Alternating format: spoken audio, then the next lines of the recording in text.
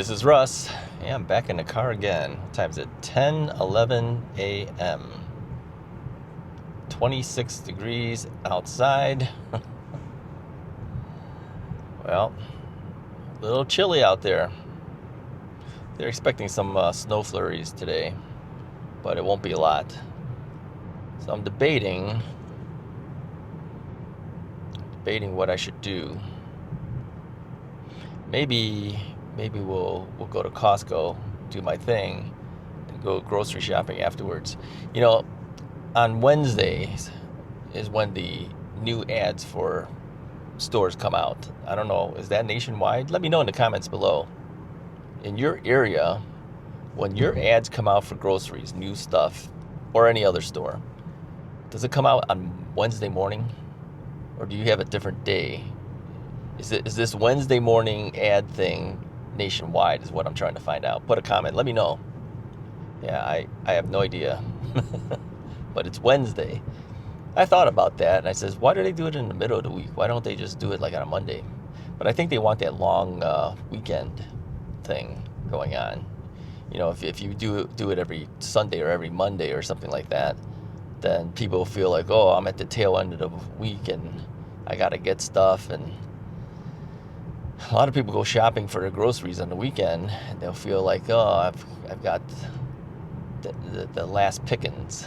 Maybe that's the reasoning why. Is that why it's on a Wednesday instead? I looked at the grocery ads, and I didn't see anything that was interesting to buy. But I mean, we don't buy the type of things most people buy. Really, we don't. We don't buy a lot of canned goods. We don't buy a lot of frozen items. Well, on occasion I do at Costco, you know. But typically we buy stuff like fresh meat, fresh vegetables, cook our own things. The only thing I do consistently is probably the slice of Costco pizza, right? But otherwise, I usually have like a rotisserie chicken, or I'll cook my own chicken or whatever. So I've been debating, do I want a turkey? You know, the thing is I usually, if I'm going to get a turkey, I usually get it after Thanksgiving. Not that the prices go down, it's just that I haven't made it for Thanksgiving lately. And so, and I know that there's a lot of Thanksgiving foods that are always left over, so I usually wait until afterwards, until, you know, we've finished all the turkeys and whatever, and then I'll buy a frozen turkey, because then I know I got 4 or 5 days before I have to cook it. Yeah, 4 or 5 days before you have to cook it, and then I'll have turkey for the rest of my life. Because there's, like I said, I only make turkey for myself. I think I'll go over to, I think I'll go to Aldi now first. Let's see what their turkey price is. They still have any frozen turkeys, and if so, what are the prices on it? If they have a butterball for 99 cents, I might just get one. Yeah. Then I'll have something to eat 4 or 5 days from now. But then I have to either smoke it or do something with it, and I'm not sure how I want to deal with the cooking, because Mrs. Wright doesn't want the smell of the turkey in the house all the time, because it will smell up the house for a while. Somebody asked me, what's wrong with the smell of turkey? Well, some people don't want it all the time. You know, the one day, okay, we can see that, but because of the turkey oils and grease and whatever, it tends to just linger for days and days and days, and she doesn't want that. Seeing some guy doing some cross-country skiing on the bike path over there. So let's head over to Aldi. Let's see if they have any and what they charge. If the price is decent, I'll just pick it up. If it isn't, then so be it. Then I'll head over to Costco, do my thing, do whatever it is. It's always a battle trying to figure out what to feed yourself, because I can't eat things that I used to eat anymore. I can't eat chips and all that type of thing. I just can't do it anymore.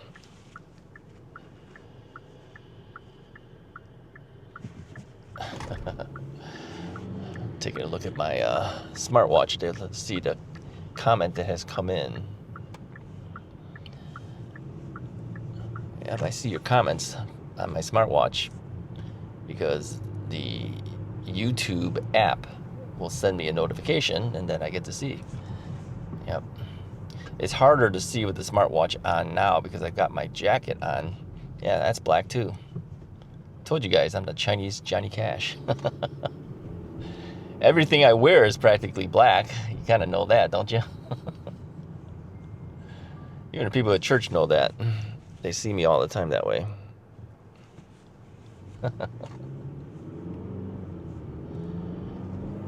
So, no, I've always been in black. Well, no, I haven't always been in black. I think since my law enforcement days, that's when I started wearing a lot of black. I want to stand out when you're working crime scenes, and it is a dirty job, I'll tell you. It really is. You get fingerprint powder all over you, and you'll never get that stuff off. Do I still have fingerprint powder? Yes, I do. I taught a couple classes in crime scene photography at my school, just for fun. I just wanted to see if anybody would be interested in finding out how we do it. Believe it or not, a number of people signed up for it. I did it twice, yeah. I paid one of my former brides that I photographed her wedding. She's a hairdresser and also a professional model. And so I said, hey, you want to do this? She goes, no, I can't just do it. But she said, I think my daughter would be able to do it. I go, yeah, okay, good. So she was previously married. So she asked her daughter, and she says, yeah, I'll do it. She did the makeup for it. Yeah, it looks like somebody shot her in the head. I told you guys that before. I don't know if I told you guys that on this channel or not, but I did on the Russ is Right channel, I think. I have that photo too, but I won't show that to you. Too gross for some people. Well, I mean, it's fake, but still.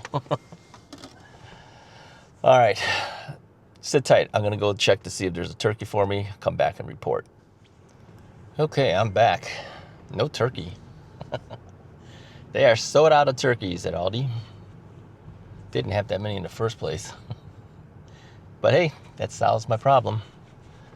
Okay, so where do we go now? I think it's time to go to the other grocery store and then also go to Costco. Anyways, I was thinking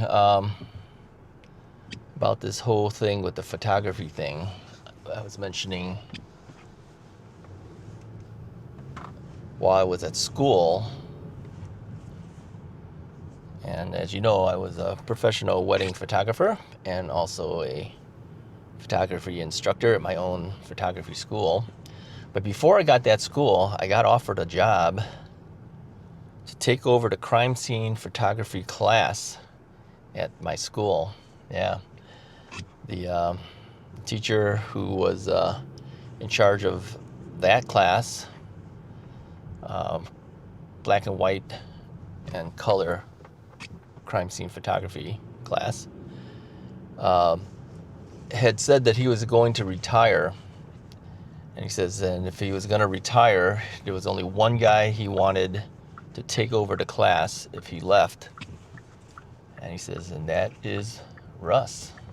Yep. So he asked me if I would be willing to take over if he retired. I go, I'm working at the DA's office. How am I supposed to be teaching your class? And he says, well, you might be able to get time off to do it if you ask them. Because other people who worked at the police department also taught classes too. He says, well, he says, there is a benefit to the DA's office, you know, because I was actually an expert in forensic photography, video and audio, as I told you guys. I was a court-qualified expert. He says it would just add something more to your resume to be able to say that, you know, if you're testifying in court, and I've done that a number of times too, we can talk about that in the future, to be able to say that you're also the college instructor for the crime scene photography class.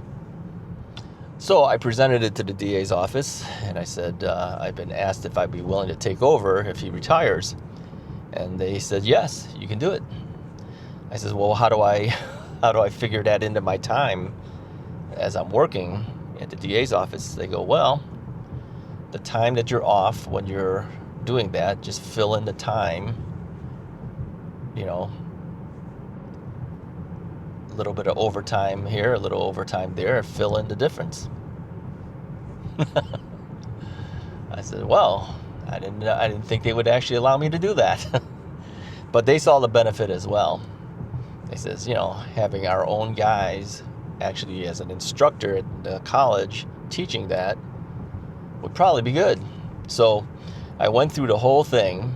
I went to the school, told them that I was going to be taking over that one class for crime scene black and white photography. He had another gentleman who was also a professional photographer. He had him in mind to take over the color photography crime scene class. The black and white photography class was really the better class, in my opinion, because we covered, you got to take that first before you take color. We covered how to shoot a crime scene, okay, and then how to process the black and white film. A lot of stuff was shot in black and white back in those days, because sometimes they thought that color was too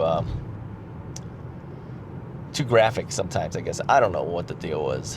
But anyways, the color photography class, just learning how to process color film as it related to crime scenes. But really, it was the black and white class that taught you how to take photos, plus how to develop your own photos in black and white. Many schools teach black and white photography. I mean, even high schools. Some of them still do it in high schools right now, where they're still teaching black and white developing techniques. So anyway, so I got all my stuff set up with the school. I got my credentials with the schools set away. I actually even had issued a staff card and parking space and everything like that at the college. And then when the time came to do it, he says, I've decided not to retire quite yet. I was thinking, after you told me to do all this stuff, you decided not to retire. Shortly after that, we ended up moving back to Chicago. I think had I become an instructor there, we probably may not have moved. We may have stayed, because I had been waiting for a position to open up at the San Diego Police Department to come back, because I was only interning for them. I interned with Chula Vista PD as well. I'll talk about that in another video. And then when I finally got my full-time position, it was at the DA's office. And so when we decided to move back to Illinois, I said, I don't see San Diego PD ever opening up, because they had all the evidence techs they need. I think by the time they ended up stopping, or by the time we ended up deciding to move, they had about 8 evidence technicians at that time. They had 6 when I started. They had 8. And I says, well, I don't see anything opening up. There's no reason to hang around. Plus, we had our daughter, and we felt that we should move back, to Illinois. So we put the house up on the market and everything. And then I don't know what it was, like 3 days before we were ready to move, I get a phone call from the supervisor, my supervisor at the San Diego Police Department, asking, Russ, he says, a position has finally opened up. You want to apply for it? The thing is, by him calling me and telling me that, it's basically saying the position's yours if you want it, without coming out and saying that. I told him, I says, well, why couldn't you guys have had something like this open months before, so before we made this decision to leave? Because had that happened, we may not have left. I may have transferred over and taken the position at the San Diego PD. But I told him, I'm sorry. I says, now that we have our daughter and everything, we just have to get back. And I said, I've been waiting so long to to come back to San Diego PD, and it just wasn't meant to be. Yeah. So I left. Yep. I was really depressed. They knew I was depressed when my internship had finished, because I was just a couple of weeks shy of graduating from college with my degree in evidence technology, and they had a homicide team open up, and they said, we can't wait till he graduates. We have to hire someone now. That came from the chief of police. And my supervisor fought for this. He says, we trained this guy. He's been with us for so long. He's worked on all these cases for us. He's done a lot of stuff. He says he could just roll right into this job. Yeah, because there's no training involved. I've already been trained. As an intern, I've already been trained. Chief of police said it's too high profile.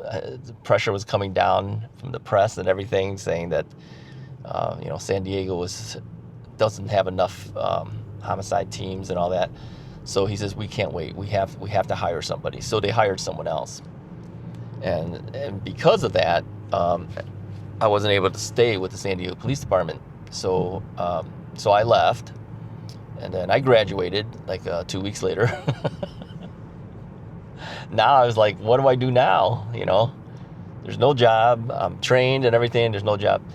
Then we found out there was a internship with the Chula Vista Police Department, paid internship at the Chula Vista Police Department. And I says, man, going from the biggest police department in the area, San Diego PD, to Chula Vista? I go, Chula Vista? I said, first off, Chula Vista, South Bay. It's further down south. At the time, I was way up North County, right? I said, that's quite a hike. Plus, it's Chula Vista. It's a small police department. Why would I want to do that? But they said, hey, look, it's a job. And while you're waiting for something else to open up, or waiting for another position, maybe from San Diego to open up, take this position. I was told this is what you need to do. My supervisor told me to do that. So I took the position, and found out I liked working for Chula Vista. I learned that small departments sometimes have certain things better than the large departments. Everyone knows everybody, right? And it was actually a good department to work for. Eventually, my supervisor at Chula Vista said, Russ, there's an opening for the DA's office. I go, DA's office? Here we go again. I go, what? I says, I'm waiting for a evidence tech position from, San Diego, or from you guys, or from somebody. I says, but the DA's office? I says, that's court-related stuff. The 1B that I got in my career of school was in court procedures. I go, really? I'm going to work in the courts? The 1B? All right, there's an ambulance or something coming by here. Sit tight.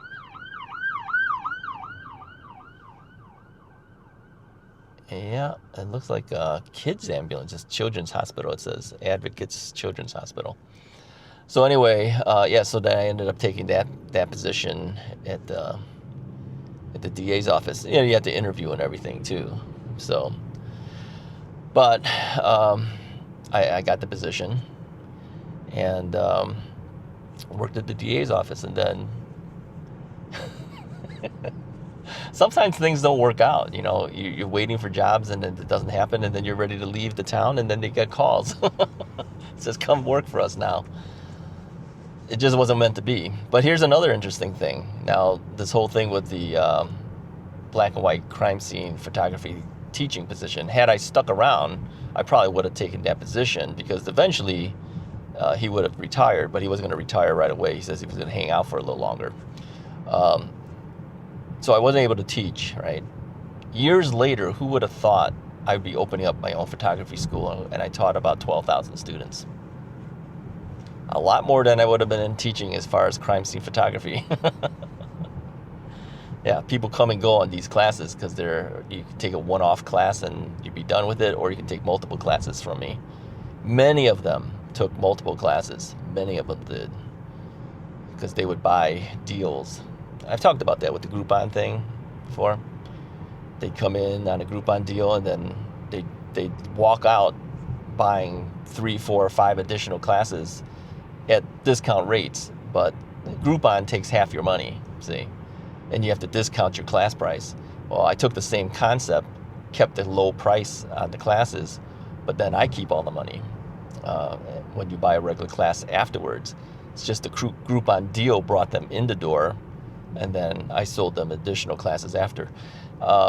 Really, I think, had I not worked in sales in my dad's stereo store for all those years, learning how to sell things, it would have been hard for me to sell additional classes. I think I would have just done the Groupon thing and then gone out of business, because Groupon could wipe you out. If they're taking half your money and you have to discount the class just to offer something on Groupon, that doesn't leave a whole lot for you to make profit on.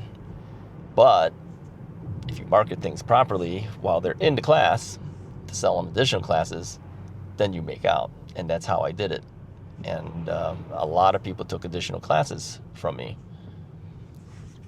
I always wondered if any of those students watched the Russ is Right channel or the More from Russ channel. They run into my channel and say, "Hey, isn't that our photography guy?" I always wondered about that. I don't know if they did or they don't. You know, who knows? Sometimes people don't remember who they took classes from. Yeah. But anyways, that's a story for you, at least. Something better than nothing for today. Yeah. I mean, we're just going to our normal stuff, do my Costco run and get a turkey if they have a turkey. If they don't have a turkey, don't get it. And do my regular grocery shopping as well. So anyways, if you like this video, go ahead and hit the like button. Hit the subscribe button. Let me know what you think about all this. Have you run into jobs where you've